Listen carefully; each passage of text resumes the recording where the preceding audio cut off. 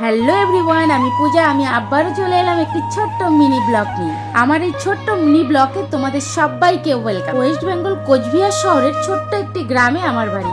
কাজের সূত্রে উত্তরপ্রদেশ নয়ডাতে থাকি। কাল রাতে আমার কাছে খাবারের অর্ডার এসেছিল, যেটা আমাকে বানিয়ে ডেলিভারি করতে হবে। যাই হোক, রাতে কোনো কিছু রেডি না করে সকাল সকাল ঘুম থেকে উঠে ব্রাশ করেই লেগে পড়লাম আমার প্রিয় রান্নাঘরে কাজ করতে। অর্ডারে ছিল রুটি, ডাল, ভেন্ডি ভাজা আর পনিরের যে কোনো সবজি। তো দেরি না করে লেগে পড়েছি কাজে।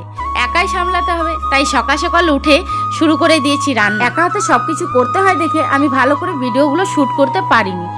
যাই হোক, যতটুকুই শুট করতে পেরেছি তোমাদের সাথে সেটাই শেয়ার করছি। খাবারটা ডেলিভারির টাইম ছিল দুপুর 12টায়, তাই আমি সকাল সকাল বাজারে গিয়ে সব কিছু বাজার করে নিয়ে এসে 9টার দিকে আমি রান্না বসিয়ে দিয়েছিলাম। কারণ আমারও পার্সোনাল কিছু কাজ ছিল, তাই তাড়াতাড়ি করে আমি রান্না করে প্যাকিং করে পাঠিয়ে দিয়ে তারপরে আমার কাজে আমি গিয়েছিলাম। হ্যাঁ, আমি রান্নাগুলো তোমাদের সাথে শেয়ার করতে পারিনি, কারণ আমার ক্যামেরা ধরার মতন কেউ ছিল না। যতটুকু ভিডিও করতে পেরেছি সবটাই নিজে একা হাতে করেছি। এক হাতে রান্না করছিলাম, আরেক হাতে ভিডিও শুট করছিলাম। যাই হোক, তোমাদের সাথে কথা বলতে বলতে আমার রুটিগুলো পুরোই কমপ্লিট হয়ে গেল। তো রুটিগুলোতে ঘি মাখতে হবে, তার জন্য আমি রুটিগুলোতে সবগুলোর মধ্যে ঘি মেখে নিচ্ছি। টোটাল রুটির অর্ডার ছিল 10টা, তো আমি বেশি করে রুটি বানিয়েছি আমরা নিজেরাও খাওয়ার জন্য। রুটিগুলো রেডি করতে না করতে কাস্টমারের কল চলে এলো, কারণ 12টার 10-15 মিনিট আগেই চাচ্ছিল। তো আমার তার আগেই হয়ে গেছিল, তো আমিও চেষ্টা করলাম খুব তাড়াতাড়ি পাঠানোর জন্য। ফাইনালি আমার সবগুলো রুটিতে ঘি মাখানো হয়ে গেছে। তো আমি আগে থেকে র্যাপিং পেপারটা রেডি করে রেখেছিলাম। সবগুলো রুটি নিয়ে সেই র্যাপিং পেপারে রোল করে প্যাক করে দিলাম। এই র্যাপিং পেপারের জায়গায় আমি ফয়েল পেপারও ইউজ করতে পারতাম। আমি ফয়েল পেপার ইউজ করি না, তার কারণ হচ্ছে ফয়েল পেপারে রুটি দিলে রুটি নষ্ট হয়ে যায়, জল ছেড়ে দেয়, রুটি ভিজে যায়। তাই আমি র্যাপিং পেপার ইউজ করি, যাতে রুটিটা ভালো থাকে আর কাস্টমারও খুশি হয়ে যায়। সবজিগুলোর মধ্যে আগে থেকে আমি ভেন্ডিটাকে প্যাক করে রেখেই দিয়েছি, তোমাদের দেখানোর জন্য ঢাকনাটা খুলে দিয়েছিলাম। তো যাই হোক, বাকি ডাল আছে, পনিরের সবজি আছে, সেটাও আমি এখন এক এক করে প্যাক করে নেব। এই যে ডালটা দেখছো, এটা মুগ মুসুর বুটের ডাল, কোনো কিছুই না, এটা অরহরের ডাল। এখানকার লোক বেশিরভাগই অরহরের ডাল খায়, উত্তরপ্রদেশের লোক। আর আমি তো একদমই পছন্দ করি না। ওনারা বলেন যে অরহরের ডাল খেলে নাকি বুদ্ধি ভালো হয়, ব্রেন ভালো থাকে।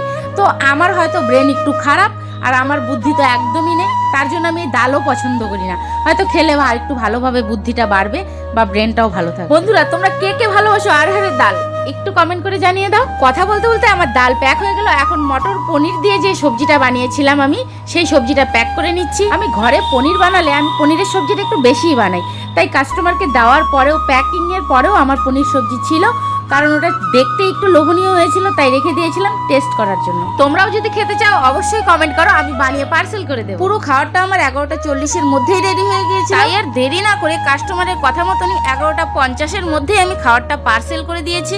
যতক্ষণ খাবারটা ডেলিভারি না হয় ততক্ষণ একটু টেনশন তো থাকেই। যাই হোক, ডেলিভারি পাঠিয়ে দিয়েছি, এতে তো আমার অনেকটাই টেনশন হালকা হয়ে গেল। খাবারটা পার্সেল করার পরে আমার রান্নাঘরে প্রচন্ড খারাপ অবস্থা ছিল, তো আমি আস্তে আস্তে রান্নাঘরটাকে খুব সুন্দর করে ক্লিন করে নিয়েছি।